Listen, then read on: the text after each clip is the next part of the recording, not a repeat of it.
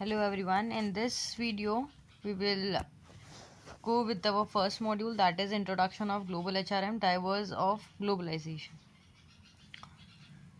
So everybody knows that what is global HRM. Globalization means when we are going or leaving the going beyond the geographical boundaries of the country, and human resource management when we are recruiting, allocating, effectively utilizing the human resource, but where at the beyond the geographical boundaries of the country, and we are doing working beyond the geographical boundaries of the country when we are managing our human resource globally, that will cover in that involves global HRM. So global HRM is a process of recruiting, as you can see in this global HRM is a process of recruiting, allocating, and effectively utilizing the human resource in multinational corporation across the national boundaries. So this is the easiest way to understand, and so simply it has been derived over here. Firm operations in international market face different conditions and competitions. Multinationals are characterized by an independence of resources, responsibility across business unit regardless of national boundaries. So in this we are discussing about only that basically आपको ये तीनों लाइनें जो है ध्यान रखनी है, जो कि यहाँ दे रखी है, which is this global HRM से प्रोसेस ऑफ रिक्रूट करना, एलोकेशन करना, इफेक्टिव यूटिलाइज करना ह्यूमन रिसोर्स का, and in the multinational corporation across national boundaries. That's it. ठीक है, बाकी it is not like mandatory, but आपको समझ में आना चाहिए. Global human resource management. Firstly, it emphasize cross culture. इसमें डिफाइन करने का यही है कि क्रॉस कल्चर मैनेजमेंट का अप्रोच को एग्जामिन है ना एम्फेसाइज करता है और एग्जामिन करता है human behaviour with the organisation from the international perspective. So इसमें क्या हो रहा है, क्रॉस कल्चर मैनेजमेंट को अप्रोच देख रहे हैं हम, एग्जामिन कर रहे हैं what human behaviour within organisation के अंदर उस जो पीपल है उनका बिहेवियर कैसा है फ्रॉम एन इंटरनेशनल पर्सपेक्टिव के हिसाब से. Secondly, the comparative industries relationship and she describes, compare, analyze HRM system in a various countries. Focus on aspects of HRM in the multinational form. मतलब बस आपको बस एक रीड ऑन करना है इसको. It is not an like in our syllabus, और we can say that हमको इतना ज़्यादा फोकस करना है इसके ऊपर. बस एक आपकी अंडरस्टैंडिंग के लिए कि क्रॉस कल्चर मैनेजमेंट अप्रोच को एग्जामिन करता है ह्यूमन का जो बिहेवियर है ऑर्गेनाइजेशन के अंदर, पर एक इंटरनेशनल पर्सपेक्टिव के हिसाब से देखना. सो ये सब उसके अंदर कंसिडर करेंगे हम लोग. Nextly we will discuss about the objectives of global HRM.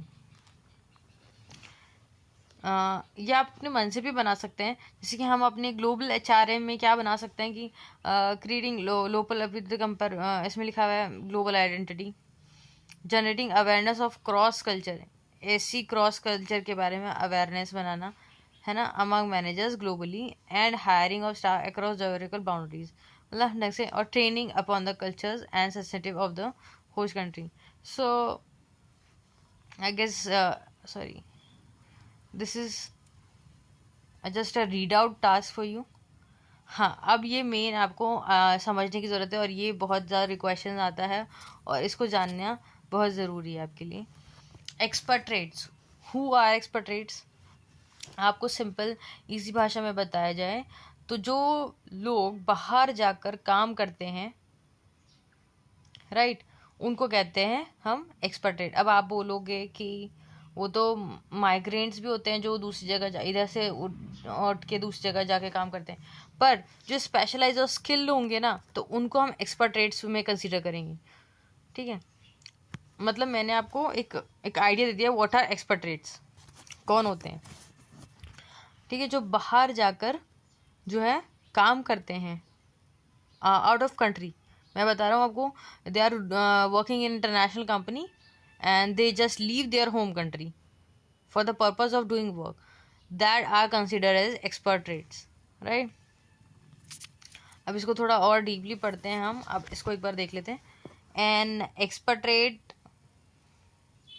An expatriate commonly observed is a person temporary or permanently residing in a country and culture other than the person's upbringing.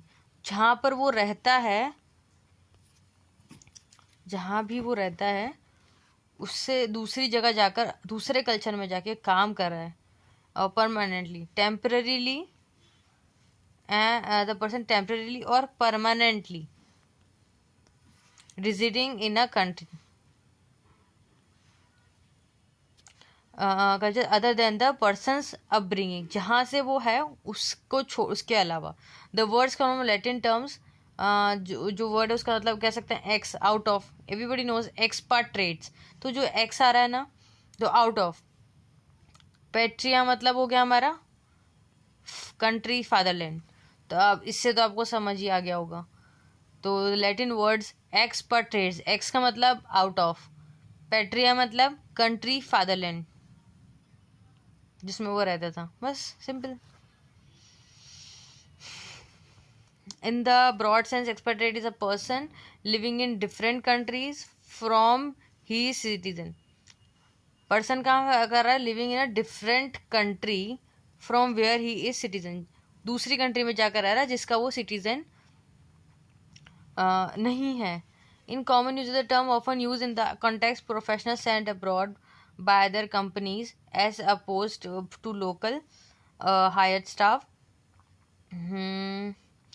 The difference found in the common usage comes down to socio-economic factors. So skilled professional workers. अब यहाँ से हम पढ़ेंगे वापस इसको ढंग से. So skilled professional working in other country are described as expatriates. जो skilled professional working होंगे ना, तो और जो दूसरी कंट्री में काम कर रहे हैं उनको हम expatriates बोलेंगे. Whereas manual laborers, हम लेबर को लेके जा रहे हैं, who move to another country to earn money might be labeled an immigrant.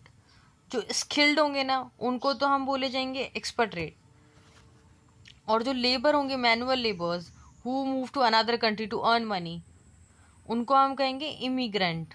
Right, immigrant. So there is no set definition and user does not vary depending on the context and individual preference and prejudice. The term expatriates, अच्छा आपको आ ही गया होगा इसका मतलब. तो x का मतलब हो गया हमारा आउट ऑफ, आउट ऑफ, ठीक है. और पैट्रिएट्स का मतलब हो गया हमारे लिए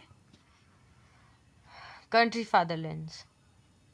सो अब आप इसको डिफाइन कर सकते हैं. आई hope you will get understood. तो हमें सिर्फ इतना ध्यान रखना है, out of country, fatherland. Right, जो बाहर जाके काम करते हैं और जो स्किल प्रोफेशनल्स होंगे वही. The term expatriate is some country has legal context use for tax purpose, है ना. सो आपको बस मोटा मोटा ये ध्यान रखना है एक्सपेट्रेट्स होते कौन है. I hope you got this.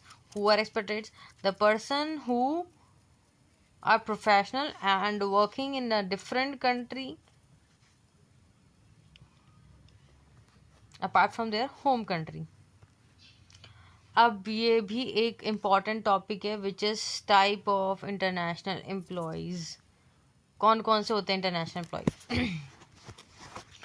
This is also very important topic and which comes in exam as well as we should know about this. कौन से होते हैं types of international employees? First है पेरेंट कंट्री नेशनल.